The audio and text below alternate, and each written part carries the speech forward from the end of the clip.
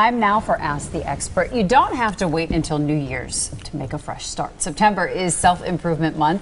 That makes it the perfect time to make some changes in your life, especially when it comes to your finances. Pretty good idea. Joining us live this afternoon is financial professional Nick Folks from the wealthwisconsin.com. And yeah, September is a good time to get it going, huh? It's as good a time as any. Yeah. I know a lot of people think about using New Year's as a resolution time. I'm going to get my finances order. I'm going to pay down my debt. But honestly, as we head into the fall, holidays are right ahead of us. True. And that's an easy way for us to find ourselves in a lot of debt and in a lot of trouble, so that we have to make these resolutions. If we can focus on it now, we can get ourselves in a good spot coming into the holidays. Okay, so what do we do? Give us those first steps. All right, just a couple. We'll start with three. The first one I always say is boost your credit health. Here's what I mean. It surprises me that as Americans, we're on track to spend about $279,000 in interest over our lifetime on credit cards or car loans or things like that.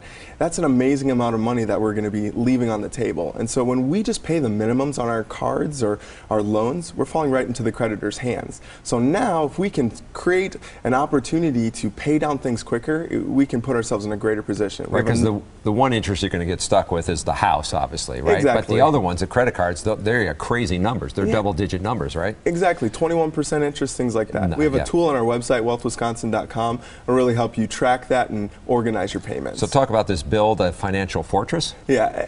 Have you ever felt like you're in a season of life where you're just under financial attack? Right. The car breaks down, then there's a medical emergency, then something else happens, and all of a sudden you find yourself strapped for cash. We found that a lot of people are in credit card debt not because they bought a vacation they couldn't afford, but they ran into an expense they didn't foresee coming. So you need that rainy day fund? You need that rainy day fund. 3 to 6 months of living expenses sitting aside in the bank.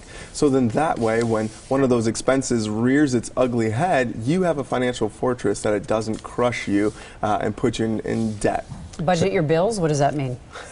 It always surprises me when people come into the office to sit down with me. What does that mean? And I go, well, talk to me about your monthly expenses. And it's common for us to know things like fixed expenses. Here's my mortgage, here's my car loan, or maybe they even know what the gas bill is. But what we refer to as variable expenses, they're not sure about. Well, how much you spend on coffee? Coffee, entertainment, groceries, gas. Those are things that fluctuate up and down for us. And if we don't have a handle on how much is going in and out of the household, it's very difficult for us to go back and build that financial fortress. And the key, though, and which it becomes time consuming, or if you have someone like yourself to help you, you have to have the discipline. You've got to get it written down. Once you do that, then things move a little easier. Absolutely. If you can take the time, organize yourself, get it written down, and know where you're headed, that's where you can end up somewhere on purpose. And September is the month to do it. Get going, everybody. Got a question for our experts? Thank you, Nick. Email them at AskTheExpert@today'stmj4.com. You can also leave a voicemail.